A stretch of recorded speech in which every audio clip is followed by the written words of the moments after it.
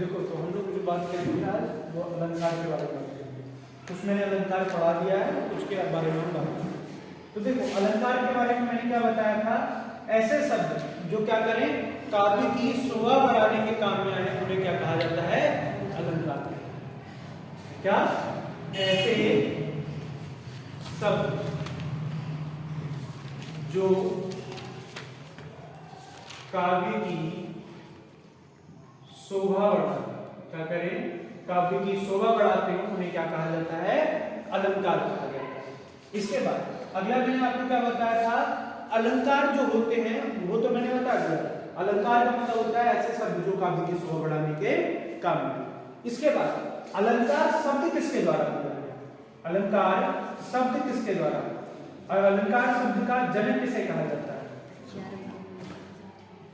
किसको कहा जाता है, आचार्य भामह। आचार्य भामह किसे कहा जाता है, आचार्य भामह, किसे, आचार्य भामह।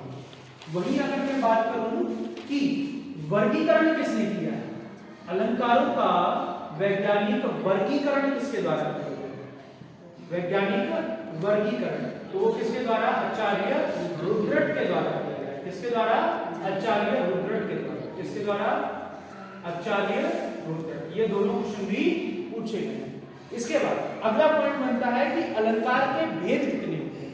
तो मैंने कितने बताया थे, अलंकार के हम कितने भेद देखते हैं, तो अलंकार के हम कितने भेद देखेंगे, 3 भेद देखते हैं। पहला कौन सा हो जाएगा, शब्दालंकार। पहला कौन सा हो जाएगा, शब्दालंकार। दूसरा भेद कौन सा हो जाएगा, अर्थालंकार। दूसरा कौन सा हो जाएगा, अर्थालंकार। और इसके बाद अगला कौन सा हो जाएगा, मैंने बताया था उभयालंकार। कौन सा हो जाएगा, उभयालंकार। कितने भेद हो जाएंगे, तो याद रखना अलंकार के 3 भेद होते हैं। पहला शब्दालंकार, अर्थालंकार और उसके बाद में कौन सा आ जाएगा, उभयालंकार। देखो शब्दालंकार में डेफिनेशन क्या कहती है, ऐसे अलंकार जो क्या करे शब्द के आधार पर काव्य की शोभा बढ़ाए उन्हें क्या कहा जाता है, शब्दालंकार। सीधे सीधे लिखा है तो शब्द के आधार पर काव्य की शोभा बढ़ाते हैं उन्हें क्या कहा जाएगा, शब्दालंकार। और ऐसे अलंकार जो अर्थ के आधार पर क्या करें काव्य की शोभा बढ़ाए उन्हें क्या कहा जाता है, अर्थालंकार।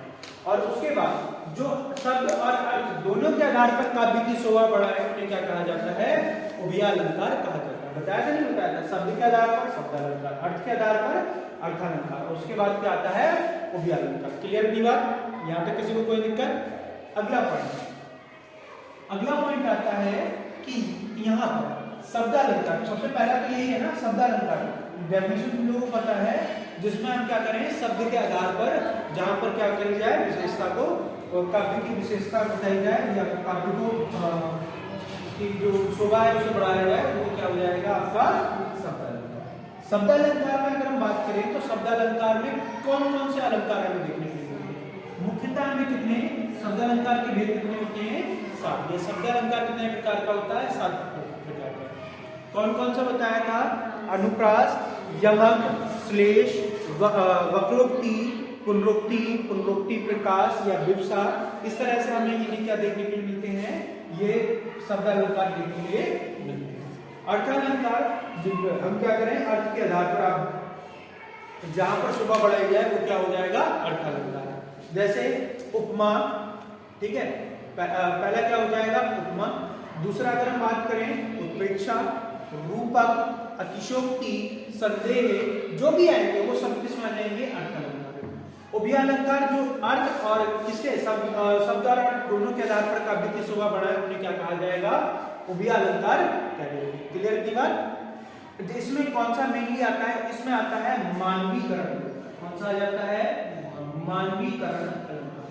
मानवीय अलंकार अलंकार की डेफिनेशन वैसे कुछ नहीं होती, जहां पर अजीब को जो जीवित नहीं है उसे क्या है सजीव की तरह से प्रेजेंट करा जाए, वो क्या हो जाता है वहां पर मानवीकरण अलंकार हो जाता है। जैसे आए बसंत महल, ठीक है, तो वहां पर क्या हो जाएगा, बसंत को किसकी तरह से एक जीवित मनुष्य के तौर पर प्रेजेंट कर दिया, वो क्या हो जाएगा, मानवीकरण अलंकार। इस तरह वहां पर मानवीकरण। तो हम जो शुरू करने जा रहे हैं अब हमारा टाइप कौन सा हो जाएगा, शब्दालंकार। पहला कौन सा हो जाएगा, पहला टाइप हमारा शब्दालंकार, ठीक है। शब्दालंकार शायद मैंने पढ़ा दी, ठीक है। तो देखो शब्दालंकार के बारे में मैंने बताया था। शब्दालंकार में हम सबसे पहले जो पढ़ते हैं वो कौन सा हो जाएगा, शब्दालंकार। शब्दालंकार में हमारा जो पहले वाला होता है वो कौन सा होता है, वो होता है अनुप्रास। कौन सा हो जाएगा, अनुप्रास अलंकार। अनुप्रास जहां पर सीधे सीधे अनु प्लस प्रास, जहां पर क्या हो जाए वर्णों की आवृत्ति बार बार, किसकी, वर्णों की। देखो शब्द के बारे में बात कर रहा है, शब्द में वर्ण भी तो आते हैं, तो वर्णों की इसलिए कहा जाता है। वर्णों की आवृत्ति क्या होती है, बार बार, वर्णों की आवृत्ति बार बार होती है, वो क्या हो जाएगा, अनुप्रास अलंकार हो जाएगा। क्लियर की बात। पहला देखो अनुप्रास अलंकार के आपको कई सारे एग्जाम्पल मिलेंगे, जैसे रघुपति राघव, रघुपति राघव, राजा, आगे कुछ भी हो सकता है, अतीत पावन सीताराम, वो अलग है। तो इस लाइन में आप क्या देख रहे हैं, किसकी आवृत्ति हो रही है, रा की आपके सामने क्या हो रही है, आवृत्ति हो रही है। मुदित, महीपति, मंदिर, ठीक है, मंदिर। तो यहां पर क्या हो जाएगा, म और म शब्द का उच्चारण बार बार हो रहा है, नहीं हो रहा है। इसी तरह से आप देख सकते हो कि चारों चंद्र की चंचल किरणें खेल रही हैं जल कर, हो सकता है, नहीं हो सकता, ठीक है। इसी तरह से तुम लोग बचपन में करते रहे होगे, चंदू के चाचा ने चंदू की चांदी की चांदनी चौक, चांदी की चप्पा से चटनी चिटाई, ठीक है। खड़क सिंह के खड़कने से खड़कता है, खड़क सिंह खड़क, खिड़कियों के खड़कने से खड़कता है, खड़क सिंह खड़क सिंह के खड़कने से खड़कती है खिड़की। करे हो ना, पीतल के पतीले में पपीता पीला पीला, एक दूसरे को कहते हो। तो यहाँ पर क्या हो रहा है, बार बार रिपीटेशन हो रही है, जहां पर वहां पर क्या होगा, याद रखना, वहां पर हमेशा क्या हो जाएगा, आपका अनुप्रास अलंकार देखने के लिए मिलता है। मैंने अभी दो एग्जाम्पल, ठीक है। अनुप्रास अलंकार के अगर मैं कहूं भेद कितने होते हैं, या अनुप्रास अलंकार कितने प्रकार का होता है, याद रखना 5। पहला जो हो जाता है वो कौन सा हो जाता है, वृत्त्यानुप्रास। पहला कौन सा हो जाएगा, वृत्त्यानुप्रास। दूसरा क्या हो जाएगा, छेकानुप्रास। कौन सा हो जाएगा, छेकानुप्रास। इसके बाद अगला कौन सा हो जाएगा, अगला हो जाएगा लाटानुप्रास। क्या हो जाएगा, लाटानुप्रास। और लाटानुप्रास के बाद क्या अगला क्या हो जाएगा, श्रुत्यानुप्रास। क्या हो जाएगा, श्रुत्यानुप्रास। और श्रुत्यानुप्रास के बाद अगला क्या हो जाएगा, वृत्त्या, छेका, लाटा, श्रुत्या। श्रुत्या के बाद अगला कौन सा हो जाएगा, अंत्य। अंत्या कौन सा हो जाएगा, अंत्यानुप्रास। सीधे सीधे पूछ लेता है कि अलंकार, अनुप्रास अलंकार के कितने भेद होते हैं, याद रखना 5 भेद होते हैं। वृत्त्यानुप्रास, छेकानुप्रास, लाटानुप्रास, श्रुत्यानुप्रास और अंत्यानुप्रास। अब इनकी पहचान करोगे, सीधे सीधे एक क्वेश्चन बहुत पूछा जाता है कि शब्दालंकार कौन सा होता है, शब्दानुप्रास कौन सा होता है। तो इसे कभी द्वारा क्या कहा जाता है, शब्दानुप्रास भी कहते हैं। किसे कहते हैं, याद रखना, लाटानुप्रास को शब्दानुप्रास के नाम से भी जानते हैं। क्लियर की बात। अब देखो वृत्त्यानुप्रास की डेफिनेशन क्या होती है, जहां व्यंजनों की आवृत्ति क्या होती है, बार बार होती है। व्यंजनों की आवृत्ति बार बार क्या होती है, व्यंजनों की आवृत्ति बार बार होती है, वहां पर क्या हो जाएगा, आपका वृत्त्यानुप्रास। और देख लो भैया, रा व्यंजन है, मा व्यंजन है, दोनों एग्जाम्पल तुम्हारे सामने लिखे हुए, कोई दिक्कत यहां तक। इसके बाद अगला आता है छेकानुप्रास, जहां पर वर्णों की आवृत्ति क्या हो, सिर्फ 2 बार हो, वहां पर क्या हो जाएगा, ठीक है। अगला जहां पर क्या हो जाए, व्यंजनों की आवृत्ति 2 बार हो जाए, 2 बार आवृत्ति, वहां पर क्या हो जाएगा आपके सामने, तो वहां पर हो जाएगा छेकानुप्रास। छेकानुप्रास का उदाहरण क्या हो जाएगा, इसे करुणा कलित हृदय, ठीक है। क्या हो जाएगा, जैसे मैं लिखूं, इस करुणा कलित हृदय, हृदय। अब इसमें क्या देख रहे हो, का की क्या होगी, कितनी बार आवृत्ति करी जाएगी, 2 बार आवृत्ति होगी, तो वहां पर क्या हो जाएगा, छेकानुप्रास। छेकानुप्रास का एग्जाम्पल ये, ठीक है। इसके बाद लाटानुप्रास। लाटानुप्रास की क्या डेफिनेशन बताई थी मैंने तुम लोगों को, जहां पर शब्दों की आवृत्ति बार बार, शब्दों की आवृत्ति बार बार, शब्दों की आवृत्ति क्या होती है, बार बार, आवृत्ति बार बार होती, जहां पर शब्दों की आवृत्ति बार बार होती है वहां पर क्या होगा, आपका लाटानुप्रास। और इसलिए मैंने इसे क्या कहा था, शब्दानुप्रास का है, शब्दों की आवृत्ति बार बार हो रही है इसलिए क्या हो जाएगा, शब्दानुप्रास। इसका एग्जाम्पल यहाँ है, ठीक है। वही मनुष्य जो मनुष्य के काम है, वही मनुष्य जो मनुष्य के, वही मनुष्य जो मनुष्य के काम, ये क्या हो जाएगा, इस तरह से। यहां पर मनुष्य और मनुष्य 2 बार शब्दों की क्या हुई है, आवृत्ति, ये क्या हो जाएगा, शब्दानुप्रास। दूसरा एग्जाम्पल क्या बताया था, पूत का पूत तो क्योंदन सिंचय, पूत सपूत तो क्योंदन सिंचय, हुआ नहीं हुआ, तो अगला क्या हो जाएगा, पूत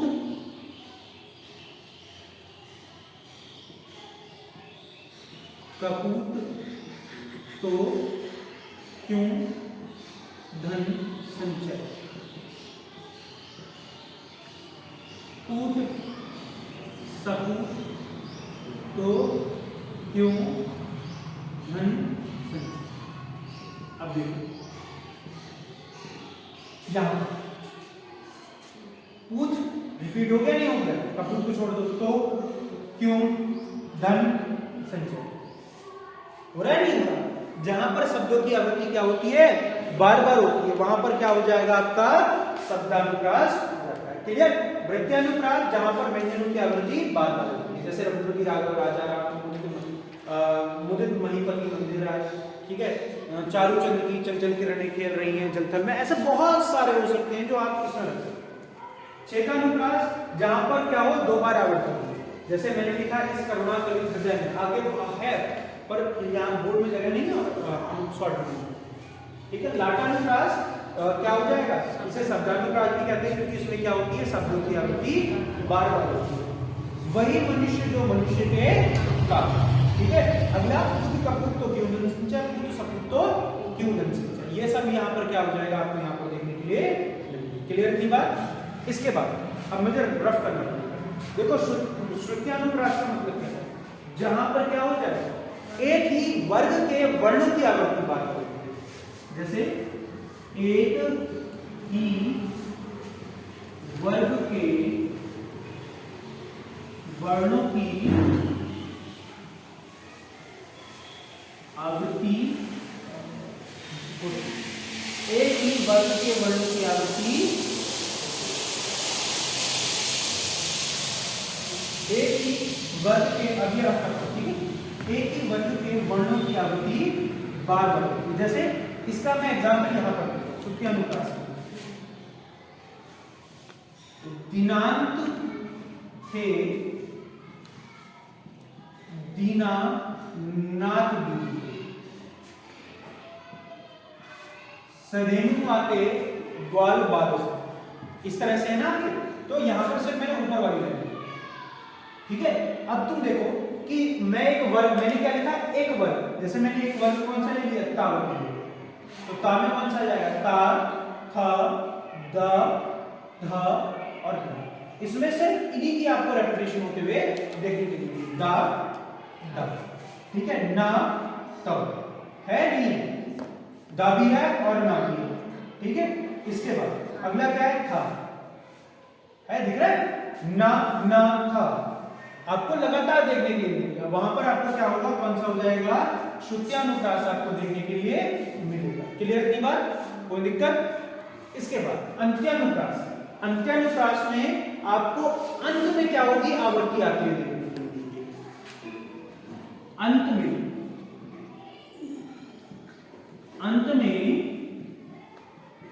आवृत्ति होती, अंत में क्या होती है? आवृत्ति होती है, या कह सकते हैं तुकबंदी होती है। क्या होगी? तुकबंदी। क्या होगी? तुकबंदी होगी। इसको थोड़ा रफ कर रहा हूं, मैं एग्जाम्पल देता हूं। जैसे मैंने लिखा, ये इसके अंत्यानुप्रास के एग्जाम्पल। अंत्यानुप्रास का एग्जाम्पल में हम किसके बारे में बात कर सकते हैं? पहला, जैसे पहला मैंने लिखा जय हनुमान, हनुमान ज्ञान गुण सागर। जय कपीस तीनों, लोक उजागर, रामपुत्र अंजलिपुत्र पवन सूत्र। हो रहा है नहीं हो रहा? तो यहाँ पर सागर रा और रा देखने को मिल रहा है नहीं मिल रहा? तो तुकबंदी का मतलब होता है या तो लास्ट में समान स्वर आएगा या समान व्यंजन आएगा। देखो रा और रा, अंत में रिपीटेशन हो रहा है नहीं हो रहा? तो यहाँ पर आपको क्या मिलेगी? तुकबंदी। तुकबंदी का मतलब ये होता है कि अंत में क्या आ जाएंगे? समान स्वर या व्यंजन आते हुए आपको देखने के लिए। दूसरा कहूं तो मैं क्या हो सकता है आपका, ठीक है, आप दूसरा लिखना चाहो तो दूसरा आप लिख सकते हैं इसमें, हाँ, जिसने हम सबको बनाया, हम सबको बनाया, बात ही बात में वह कर दिखाया, वह कर दिखाया जिसका भेद ना कोई, जिसका भेद ना कोई पाया। यहां पर या और यहां पर या, ये दिख रहा है नहीं दिख रहा? तो लास्ट में आपको क्या है? इसमें भी या, इसमें भी या और इसमें भी या देखने को मिलेगा। और इसके बारे में हम तुक के बारे में छंद में खास तौर से बात, क्योंकि छंद में जो अंग है वो एक अंग छंद का है, वो है तुक, तो उसमें हम और अच्छे से पढ़ेंगे। तो यहाँ पर आपको अंत में क्या है? शब्दों की रेपिटेशन होते हुए बार बार देखने के लिए मिलती है। क्लियर थी बात? यहाँ तक किसी को कोई दिक्कत? ठीक है। और अगर किसी को कुछ पूछना है तो पूछ लो। ऐसे ही ऐसे एक और बन सकता है, रघुकुल रीत सदा चल जाए, प्राण जाए पर वचन न जाए। रघुकुल रीत सदा चली, प्राण जाए पर वचन ना जाए। ई और ई दोनों रिपीट हो रहा है नहीं हो रहा लास्ट में? तो वहां पर भी आपको क्या मिलेगी? तुकबंदी देखने के लिए। ठीक है, चलो। और किसी को कुछ पूछना है? इतने में से अगर किसी को अनुप्रास में कोई डाउट है तो पूछो। ठीक है, चलो। अब जो हम बात करते हैं वो अनुप्रास के बाद अगला जो अलंकार, शब्द अलंकार का ही टाइप है, और वो कौन सा हो जाता है? यमक। कौन सा हो जाता है? यमक। हेडिंग डालो, यमक अलंकार। कौन सा हो जाएगा? यमक अलंकार। कौन सा अलंकार हो जाएगा? यमक अलंकार। ठीक है, कौन सा अलंकार हो जाएगा? यमक अलंकार। यमक अलंकार का मतलब क्या होता है? यमक अलंकार में आप क्या देखेंगे कि शब्दों की पुनरावृत्ति होती है, शब्दों की आवृत्ति होती है, परंतु अर्थ अलग अलग, परंतु अर्थ अलग अलग, परंतु क्या होगा? अर्थ अलग अलग। जैसे उदाहरण के लिए तुम्हें सभी को याद है, देखो मैंने कहा है शब्द आएंगे पर उनका हर बार क्या होगा? अलग अलग क्या निकलेगा? अर्थ निकलेगा। जैसे कनक, कनक ते 100 गुण, 100 गुण। आगे भाई साहब तुम लिख सकते हो मादकता अधिकार, जो पाए बोरा है सो खाए। जो कने का मतलब यहाँ पर एक का मतलब क्या है धतूरा, और एक का मतलब क्या है सोना।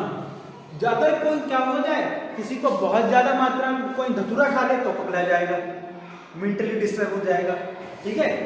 और अगर भाई साहब किसी को बहुत ज्यादा पैसा मिल जाए, मतलब सोना मिल जाए, तो वो आधा पैसे पागल हो जाता है, ठीक है। तो यहाँ पर दोनों का प्रयोग किया गया है। शब्द क्या है, एक कनक कनक, और दोनों का अर्थ क्या है, अलग अलग प्रयोग किया गया है।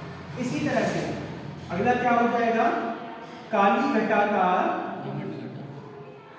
काली घटा का घमंड, काली घटा का घमंड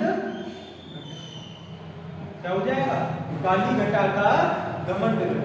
याद रखना काली घटा का क्या हो गया, घमंड। यहाँ पर क्या हो जाएगा, घटा और घटा दोनों। एक क्या है बादल, काली घटा, जो बादल आते हैं कह रहे थे काली घटा आ रही है कटइए, तो वे क्या हो जाएगा काली घटा। और डिक्रीज, घमंड मतलब घटना का मतलब हो गया, एक क्या होगा घटना, ठीक है, मतलब डिक्रीज होगा। तो यहाँ पर दोनों का अलग अलग अर्थ आता है। और एक भैया बहुत पूछा जाता है, सजना है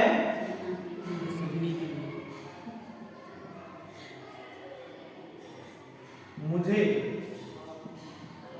सजना के लिए, देखिए लड़के मत जाएंगे, ठीक है, सजना है मुझे सजना के लिए। अगर लड़के गाओ तो ऐसे कहना, सजना है मुझे सजनी के लिए, ठीक है।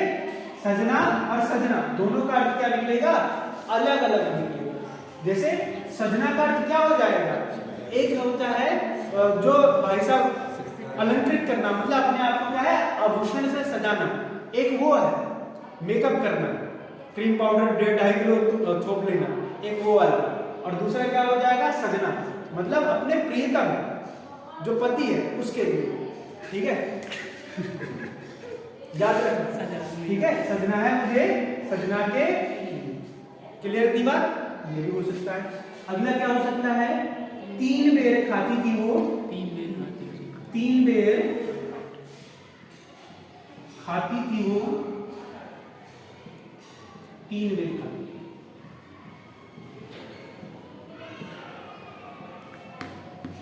देखो अब दोनों का अर्थ क्या हो रहा है, अलग अलग निकल रहा है, बेर और बेर। 3 बेर मतलब 3 टाइम क्या खाती थी, 3 बेर खाती थी। अभी शिवरात्रि निकल के गई है नहीं गई है, तो शिवरात्रि पर क्या चढ़ते हैं, फल होता है या नहीं होता, तो शिव जी को अर्पित करा जाता है बेर। 3 समय गांव में कहते हैं ना बेरा, ठीक है। तुमने देखा होगा कोई बिना समय के कोई काम करता है तो लोग कहते हैं बेरा कुबेरा, समय और बेसमय, ऐसा होता है ना, तो गांव में अधिकतर कहते हैं। तो एक होता है समय को प्रेजेंट करता, और एक क्या इसको प्रेजेंट कर रहा है फल को। दोनों का अर्थ अलग अलग निकल रहा है नहीं निकल रहा, तो ये चीज याद रखना, ठीक है। अगला क्या हो सकता है, गुल कर दिया, गुल कर दिया, दिया तो आंखें, गुल कर दिया दिया तो आंखें, गुल कर दिया दिया तो आंखें, मतलब क्या है, आंखें तुमने बंद करी और दिया क्या कर दिया, बुझा दिया।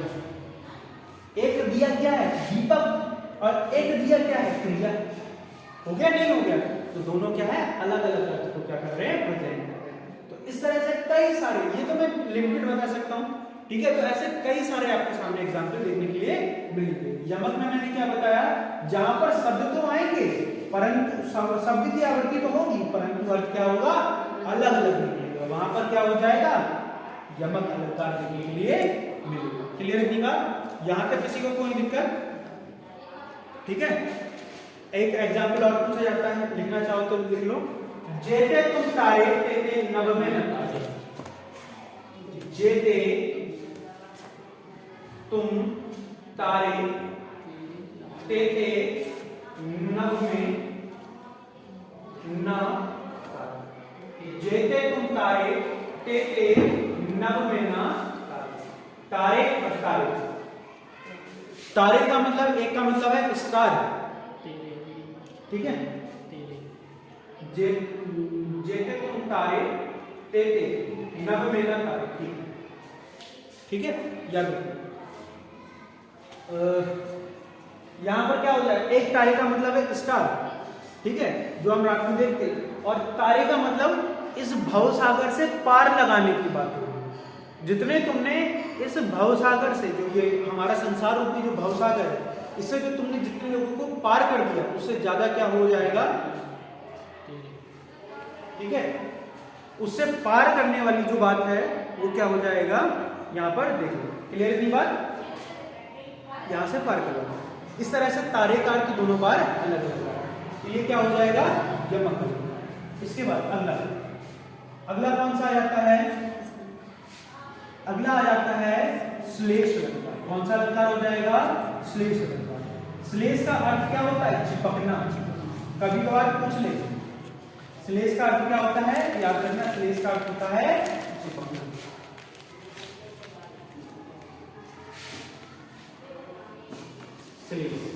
श्लेष का अर्थ क्या हो जाएगा, चिपकना। इसकी डेफिनेशन क्या कह देती है, इसके लिए आसान से लिख सकते हो, शब्द एक अर्थ अनेक। शब्द एक अर्थ अनेक मतलब क्या हो सकता है, डेफिनेशन क्या बन जाएगी, शब्द का एक बार प्रयोग होगा, शब्द एक बार आएगा, शब्द एक बार प्रयोग होगा, परंतु अर्थ अलग अलग, परंतु अर्थ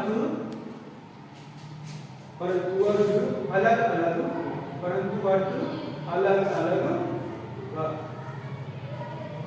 देखो एग्जाम्पल, उदाहरण, रहमन पानी राखिए बिन पानी सब सून।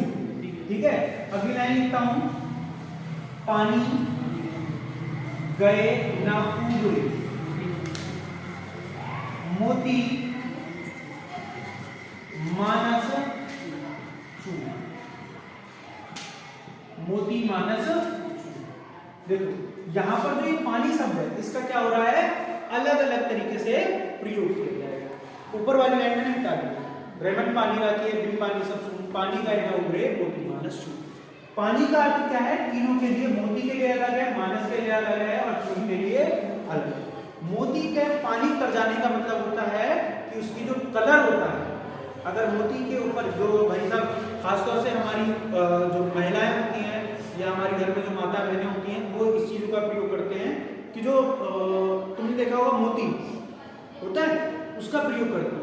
और जब मोती में से तुमने देखा होगा, कभी कभार तुमने भी यूज करा होगा बचपन में, जब तुम उसको क्या करते हो, ज्यादा यूज कर लेते हो, तो वो उसका जो कलर होता है वो क्या हो जाता है, छूट जाता है। और उस छूट जाने की वजह से उसका क्या कह देते हैं, क्या कहते हैं, उसका पानी उतरना, तो वो क्या हो जाता है, खराब हो जाता है, नहीं हो जाता है। तो अगर मोती का पानी उतरना मतलब रंग उतर जाना वो बता रहा है, मनुष्य का पानी उतरना मतलब निर्लज्ज हो जाना। मनुष्य के लिए इसका अर्थ क्या हो जाएगा, निर्लज्ज हो जाना। इसका मतलब कि उसका रंग खराब हो जाना, मोती के लिए रंग खराब हो जाना या बेकार हो जाना। इसका मतलब क्या हो जाएगा, मानस के लिए निर्लज्ज हो जाना। कहते हैं ना, आंख का पानी सूख जाना, ये मुहावरा भी बहुत पूछा जाता है, आंख का पानी सूख जाना मतलब निर्लज्ज हो जाना। ठीक है, और चून का मतलब होता है आटा। अधिकतर लोगों ने आटा तो गूंदा होगा, ठीक है, गरा नहीं, ठीक है, गूंदा है ना।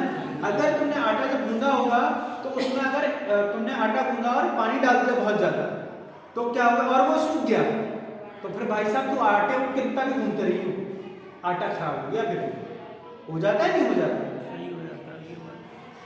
वो बात एक अलग है कि तुम भाई साहब तुरंत का तुरंत कर दो, मैं कह रहा हूं पानी सूख जाने के बाद तो बेकार हो जाएगा। तो इसलिए क्या हो जाएगा, याद रखना, मोती मानस तीनों के लिए क्या हो रहा है, अलग अलग अर्थ निकल रहा है। जैसे अगला लिख सकते हो, सुवर्ण को खोजत फिरत, खोजत फिरत, कवि व्यभिचारी सुवर्ण को खोजत फिरत कभी व्यभिचारी छूट। तो देखो यहाँ पर जो सुवर्ण का अर्थ है वो कवि के लिए अलग है, व्यभिचारी के लिए अलग है और चोर के लिए अलग है। कवि के लिए क्या अर्थ है? सुवर्ण का मतलब है अच्छे शब्द। कवि के लिए क्या हो जाएगा? सुवर्ण का अर्थ अच्छे शब्द। और व्यभिचारी का मतलब क्या हो जाएगा? भैया जो गली नुक्कड़ पे क्या होते हैं? खड़े होने वाले होते हैं, ठीक है, वो होते हैं व्यभिचारी, जो किसी को ढूंढ रहे होते हैं, जिनकी निगाहें ज्यादा दूर तक किसी की तलाश कर रहे होते हैं कि वो आ रही होगी या वो आ रहा होगा। इस तरह के जो खड़े हुए मिलेंगे वो क्या हो जाते हैं? व्यभिचारी, ठीक है। अपने वो किसी को देख रहे होते हैं भैया कि वही सुवर्ण आएगी, ठीक है, तो वो क्या हो जाएगा? व्यभिचारी। मतलब एक तरीके से कह सकते हैं भैया इनडायरेक्ट में से नायक, ठीक है, किसी को ढूंढता, ठीक है। और चोर, चोर का मतलब भैया चोर तो किसे ढूंढेगा? सोने को, किसी और लेडीज को थोड़ी ना ढूंढेगा, या भाई साहब किसी सुवर्ण को ढूंढ रहा, वो किसे ढूंढेगा? वो सोने को, धन को ढूंढेगा। तो चोर के लिए इसका अर्थ क्या आ गया? धन। कवि के लिए इसका अर्थ क्या आ गया? कवि के लिए सुंदर शब्द आ गया, अच्छे शब्द आ गए। व्यभिचारी के लिए क्या हो गया? नायिका या प्रेमिका हो गया, नहीं हो गया? तो तीनों का अर्थ क्या हो गया यहाँ पर? अलग अलग हो गया। इसके बाद अगला क्या हो जाता है? नवजीवन दो, नवजीवन दो घनश्याम। क्या हो जाएगा? नवजीवन दो घनश्याम, घनश्याम। अब देखो नवजीवन दो, सॉरी ये तो उसमें आता है, ठीक है, ये चीज आप लोग याद रखें। क्लियर इतनी बात? यहां तक किसी को कोई दिक्कत तो पूछो, ठीक है। इसके बाद अगले का अगला कौन सा हो जाए?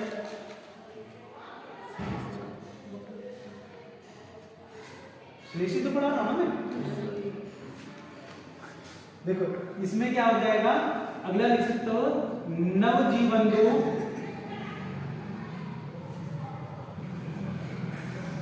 घनश्याम, नवजीवन दो घनश्याम। ये माइंड से बिल्कुल स्लिप हो गया एक साथ, मैं कहीं और पहुंच गया, ठीक है। यहां पर नवजीवन का क्या है? दो अर्थ निकल रहे हैं, ठीक है। नवजीवन और घनश्याम दोनों का क्या हो रहे हैं? अलग अलग अर्थ निकल रहे हैं। नवजीवन में क्या हो जाएगा? नवजीवन में दो अर्थ निकल रहे हैं। कैसे? एक का अर्थ होता है जल और एक का अर्थ होता है नया जीवन। होगा नहीं होगा? दोनों का अलग अलग अर्थ निकलता है। निकल रहा है नहीं निकल रहा है? जल को भी हम नवजीवन कहते हैं। घनश्याम का मतलब एक क्या हो जाता है? भगवान हरि, ठीक है। किसके बारे में कह देते हैं नवजीवन में? तो वो किसके बारे में हो जाएगा? नवजीवन में आप किसके बारे में पढ़ेंगे? घनश्याम कृष्ण, श्री कृष्ण को कहा जाता है, ठीक है। और घनश्याम किसे कहा जाता है? बादल को भी कहा जाता है। किसे कहा जाता है? बादल। और हरि, या मैं कह दूं हरि या कृष्ण को भी कहा जाता है। तो दोनों में ही आपको क्या देगा? दोनों का अर्थ शब्द का अलग अलग। शब्द तो एक ही बार प्रयोग हुआ है परंतु अर्थ क्या हो रहा है? अलग अलग आ रहा है। ऐसे ही हलधर के वीर, ऐसे भी कुछ एक है।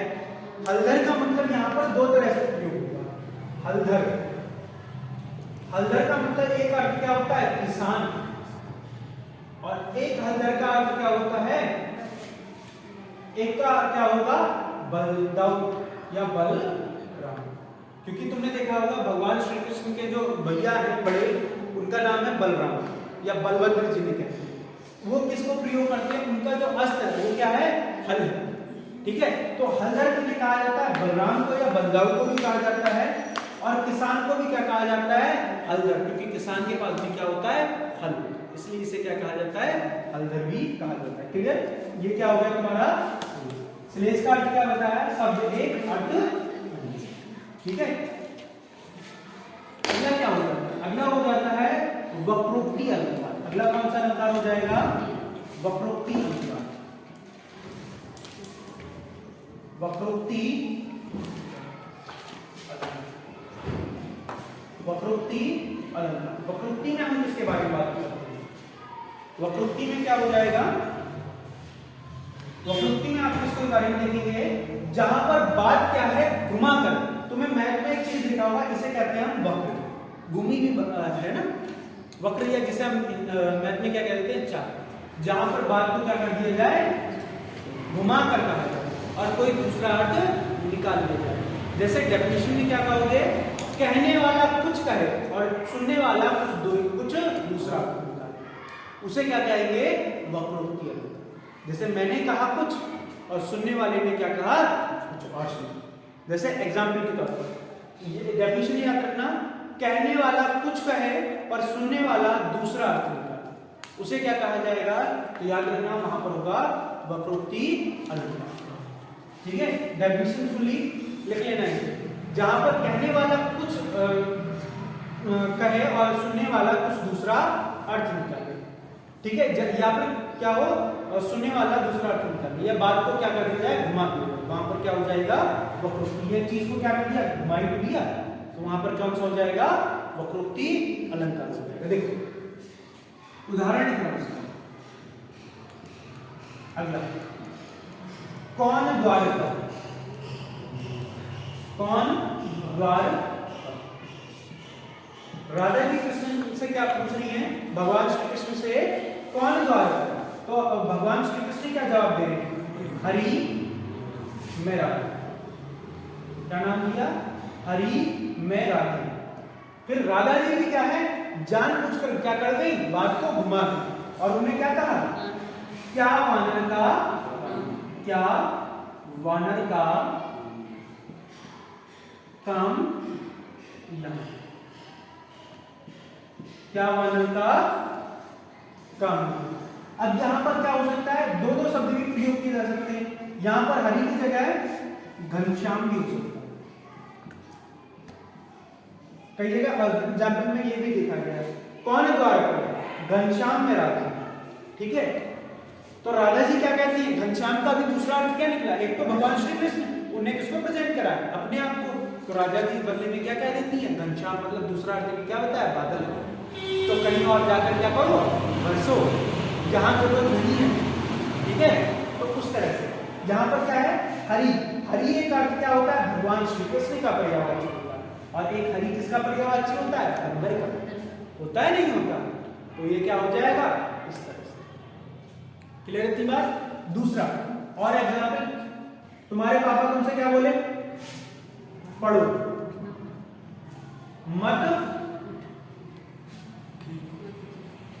मत भागो यहां से, मत भागो या जाओ यहां से, मत जाओ यहां। ठीक है, और तुम क्या निकले, तुम पापा से बड़े सात्विक निकले, तुमने क्या कहा पढ़ो मत, तुमने कॉमा यहां से उठाकर कहां लगा दिया, यहां पर। बोले पापा क्या कह रहे हैं, पढ़ो मत, भागो यहां से, भागो यहां से। ठीक है, तो वही चीज हो गई। वो एक मूवी आई थी ना, कौन सी मूवी आई थी, वो केसरी, केसरी देखिए, केसरी में वो कहता है कि वो यूनिफॉर्म का कुछ झाड़ होता है, तो यूनिफॉर्म नहीं पहने होते, तो वो क्या कहता है मुर्गे लड़ा रहे होते हैं आपस में, तो क्या कहता है कि मुर्गा यहाँ बुला के रखो, और मुर्गा जब तक ना कह दे तब तक तुम आपस में लड़ते रहोगे। ठीक है, तो भाई साहब वो ठीक है वो लड़ते हैं, वो जैसे ही बाहर जाता है, उसके बाद अक्षय कुमार होता है शायद उसमें, अक्षय कुमार जैसे ही बाहर जाता है वैसे ही वो क्या करते हैं लड़ना बंद कर देते हैं। ठीक है, और फिर वो अपने दोबारा से अपनी उसी रूटीन में आ जाते हैं। तो अक्षय कुमार लौट के आता है, बोले कि मुर्गा कहां गया, बोले सर आपने कहा था जैसा मुर्गा कहे वैसे करना, और मुर्गा कह रहा था कु कु कु कु कु, मतलब कुक करो मुझे। ठीक है, हमने बनवा लिया। तो मतलब क्या है, तुमसे तुम्हारे पापा क्या कह के गए, पढ़ो पढ़ो, पापा क्या कह रहे हैं पढ़ो, मत भागो यहां से या मत जाओ यहां से, और तुमने क्या निकाल लिया, पापा क्या कह रहे हैं पढ़ो मत, ये काम बेकार है, क्या करो भागो यहां से। तुमने क्या कर दिया, एक कॉमा इधर से उठाकर क्या कर दिया वहां। कहने वाले ने क्या कहा कुछ और कहा, सुनने वाले ने क्या करा दूसरा, तो वहां पर क्या हो जाएगा आपका। क्लियर की बात। तो आज यही तक रखते हैं, इसके बाद फिर नेक्स्ट क्लास।